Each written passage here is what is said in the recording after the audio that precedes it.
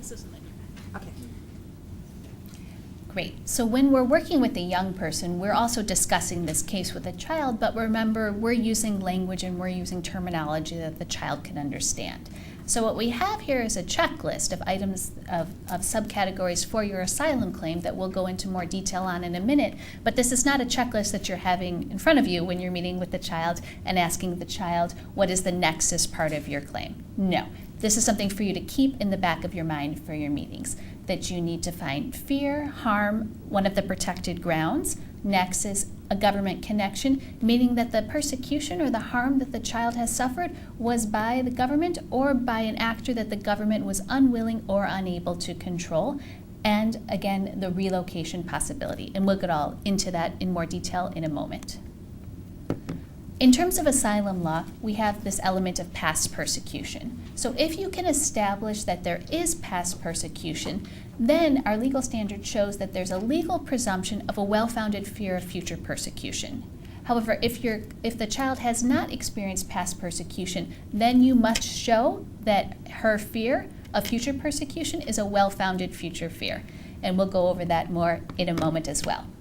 So when we're talking about asylum, we're talking about the asylum office. And as Lenny showed you on a previous slide, the asylum office has also its own rules and its own regulations. And all of their materials are available online for free, and there's a link on our Dropbox. And one of the most important materials for you is their basic training manual. And those are the manuals that the asylum officers, so the people who are actually adjudicating these young people's cases, use.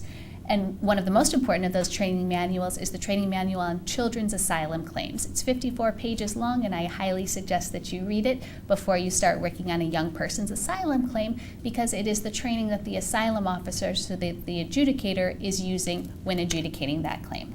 And so what those guidelines tell us is that children may be unable to express the subjective fear element in asylum claims that we are used to adults being able to express. And that because they are children, we might be able to use objective evidence, so country conditions report and more objective evidence that we'll talk further about in a moment, in order to establish that child's fear. So in order to see if the child that we're working with has expressed that fear, we're going to talk to the child, but we're also going to spend time talking to the child's family members. A lot of times young people have been sort of put in a protective bubble and might not know all of the things that are going around them because their family tried to protect them. So child might know a little bit, but it's actually big brother or mom or big sister who might know a lot more that really strengthens this young person's claim. And the fact that the young person doesn't know that doesn't mean there's a credibility problem and doesn't mean there's an inconsistency. It means that in his culture, children were not taught that and children were protected from knowing that information.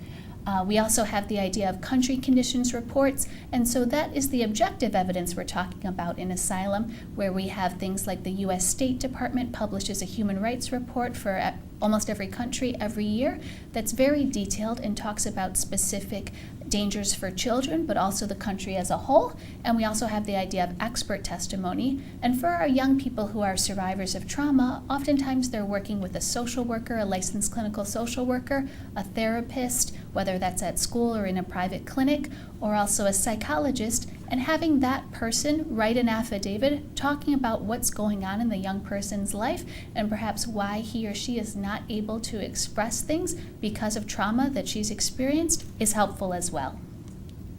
Moving on to harm. The harm in an asylum claim, it must rise to the level of persecution. But here, when we're talking about children, that idea of persecution and harm should be considered from the child's point of view.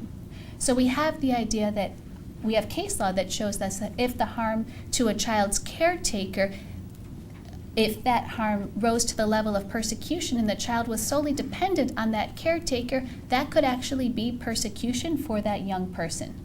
So what that shows us is the harm that the child suffered could actually be relatively less than that we would consider harm for an adult, and that child still could qualify for asylum. And now we're going to talk more about nexus, and I'm going to turn it back over to Lenny Benson.